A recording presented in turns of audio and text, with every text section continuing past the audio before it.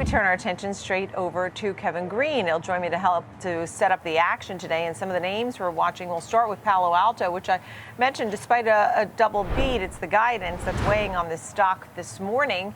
Good morning to you, Kevin Green. Good morning, Nicole. Yeah, we're seeing Palo Alto Networks down about 4.6% in early trading here today. And that's after the mixed results that we had for the quarter as well as the guidance here. Now, revenue did beat the street's expectations, coming in at $2.26 billion. Street was looking for $2.24 billion. And the adjusted earnings per share came in at 81 cents. Street was looking for 78 cents. And for product revenue, that actually increased by around 7.9% on a year-over-year basis, which is actually a pretty healthy amount here, just given the environment that we've seen over the last couple of quarters. But when you're looking at the guidance moving forward, revenue did actually exceed the street's expectations when it comes to the fiscal year 2025 guidance, as well as EPS for the most part here. But when you're looking at remaining performance obligations, they're expecting that to come in between $15.2 billion and $15.3 billion. That's not that much more than what they're already kind of seeing right now when it comes to Q2. So they are maybe expecting a little bit of a deceleration when it comes to the remaining performance obligations. And that's really key because that's usually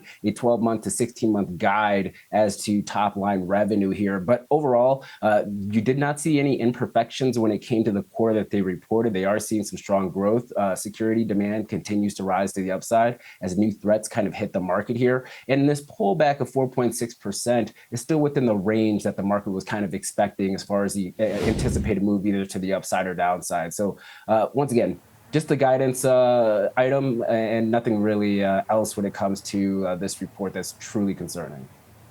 Okay, next up we have Coinbase. This is under pressure this morning, but has been an incredible performer over 1 year. And there's so much excitement surrounding Bitcoin in general. Some of the details on the report. Yeah, we're seeing it down about 1.8%. You know, a lot of volatility when it comes to this report, just in general, Nicole, just because the comps may not have met the street's expectations. So the adjusted earnings per share actually came in at $4.68. Street was looking for $1.81. Now, this also includes the pre-tax gains of their crypto portfolio, which was around $476 million. So we just have to remember on a quarter-by-quarter basis, they have to mark-to-market their crypto holdings. So you're going to see a lot more variability when it comes to the adjusted earnings per share for this company. Now, revenue actually came in at $2.3 billion, exceeding the street's expectations of around $1.8 billion. And transaction revenue, for the most part, actually did exceed the street's expectations and more than doubled on a year-over-year basis. But once again, when you're kind of looking at the variability of their business, the trading revenue side of the equation was really healthy for the quarter. Obviously, we saw a lot of volatility and moves to the upside when it comes to crypto. But the market might be pricing in the fact that maybe some of that trading volume or the enthusiasm may be waning here post the election, which is a little bit of a concern because the trading volume is a substantial amount of their revenue generation just overall here. But they are optimistic when it comes to stable coins, crypto in general, as well as the outlook when it comes to the regulatory environment for cryptocurrency. So a small pullback for the most part, but once again, this one is a hard one to try to pinpoint if you're an analyst, just because of the new ways that they kind of account for profitability due to the crypto holdings that they have in their books. Yeah, and an exciting time overall for crypto. With an administration, I had a guest on yesterday from Movement Labs, just talking about this administration, how they want to be the crypto capital of the world type of thing. And I mentioned it earlier, you have 18 states with 20 bills being, now proposed where they could buy Bitcoin as reserves. That would mean over $23 billion for reserves and purchases of Bitcoin, coupled with just lots of little stories. GameStop, for example, is jumping today. Talk about now maybe investing in cryptocurrency. So GameStop is up, I think, about 8-9%. So a lot of different stories there. What else are you watching here this morning, Kevin?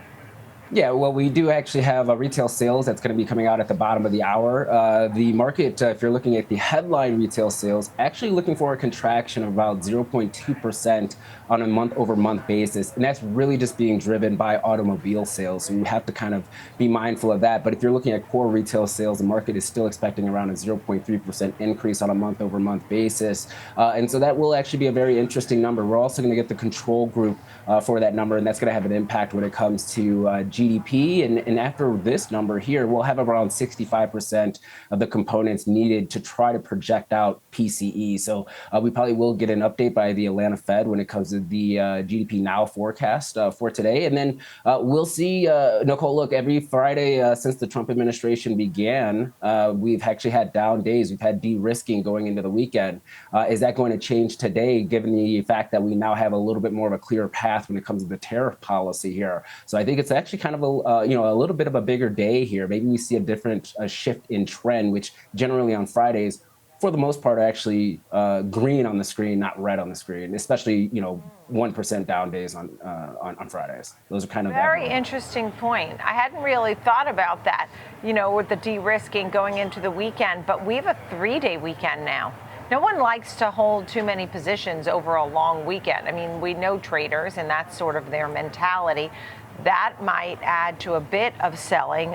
You make a good point with that. We'll also wait to hear more on anything. The Trump's CHIP Act could have some changes.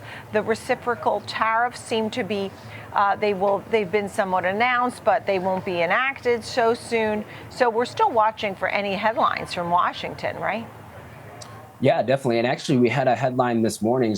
Treasury Secretary Bassett came out and actually started talking about Iran a little bit. And we actually did see Iran almost about $1 move to the upside when it came to crude oil. He stated that they are committed to trying to reduce Iran's exports to 100,000 barrels per day. Iran right now, given the estimates, around 1.3 million to 1.8 million barrels per day. So that's a substantial reduction here. Let's see how the energy market actually picks that up, if they are going to take that seriously, because that would be very difficult without any type of military action in order to try to curb those exports because of the shadow fleet that's out there right now. So already getting commentary from the White House. Going to be an interesting day. We know that we might have a little bit of intraday volatility here, but you might be right. Maybe it's another de-risking type of an event for today. Hopefully not. Hopefully we see all-time highs. Yeah, I mean, that would be exciting. We're only about 0.2% from the S&P 500, so that would be exciting, no doubt. And Trump making it his business to try and lower prices overall after CPI and PPI, though within PPI there was some bright spots. But thank you, Kevin Green. Great to see you. Appreciate it.